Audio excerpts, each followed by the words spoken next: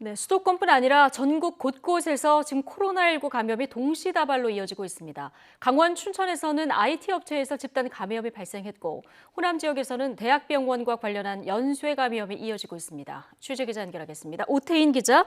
네, 전국구입니다. 예. 자, 먼저 강원 지역 상황부터 좀 보죠. 밤사이 춘천 지역에서 소규모 집단 감염이 발생했다고요. 네, 그렇습니다. 강원도 춘천에서 코로나19 확진자 7명이 추가로 발생했습니다. 방역당국은 강원도 춘천시 남산면에 있는 IT 업체 직원 5명과 지역 주민 2명 등 모두 7명이 추가로 확진 판정을 받았다고 밝혔습니다.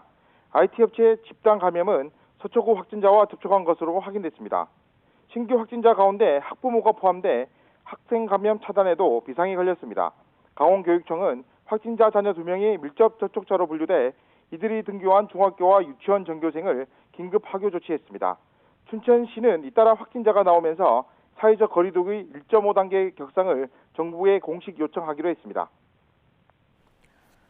네, 호남 지역에서는 대학병원을 중심으로 지금 감염이 확산하고 있죠. 네, 그렇습니다. 우선 광주 상황을 보면요. 전남대병원과 관련해서 확진자가 계속 발생하고 있습니다.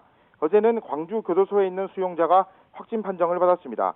이 수용자는 앞서 업무를 위해 전남대병원을 오갔던 교도소 직원을 통해 전파됐을 가능성이 있습니다. 이로써 광주 교도소에서만 지난 9일 이후 직원 2명과 수용자 1명이 확진 판정을 받았습니다. 광주 교도소에 2,000명에 달하는 재소자가 있는 만큼 추가 전파 우려도 큽니다. 신규 확진된 수용자까지 포함하면 광주에서만 전남대병원 관련 확진자가 48명이나 됩니다. 전남 목포와 경기 강명까지 더하면 전남대병원 연간 확진자는 60명이 넘습니다. 전북 익산에 있는 원광대병원도 확진자가 계속 나오고 있습니다. 밤사이 전북에서는 확진자가 8명이 추가됐습니다. 현재 원광대병원 관련 확진자는 33명으로 늘어난 상태입니다. 이 가운데 병원 2곳에서 나온 확진자가 22명입니다. 병원 이외의 곳에서 나온 확진자는 11명입니다. 앞서 광주에 이어 전라북도도 오늘부터 사회적 거리두기가 1.5단계로 격상됐는데요.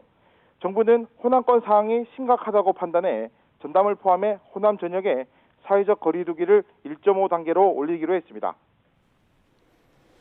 네, 영남 지역 상황도 좀 보죠. 경남에서는 가족 모임 등을 통해서 최근까지 전파가 확산해 왔는데 지금 상황 어떻습니까? 네, 다행히 밤사이 경남 지역에는 확진자는 없습니다. 창원 친목 모임에서 시작된 집단 감염과 가족 관련 집단 감염, 학교 관련 집단 감염 모두 밤사이 확진자는 발생하지 않았습니다.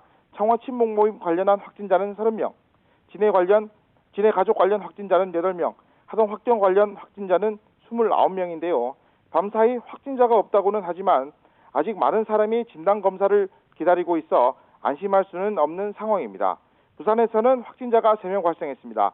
러시아 입국자 1명과 기존 확진자와 접촉한 2명이 확진 판정받았습니다. 경상북도 영주, 안동, 포항에서도 지역 감염 확진자 4명이 나왔습니다. 지금까지 전국부에서 YTN 오태인입니다.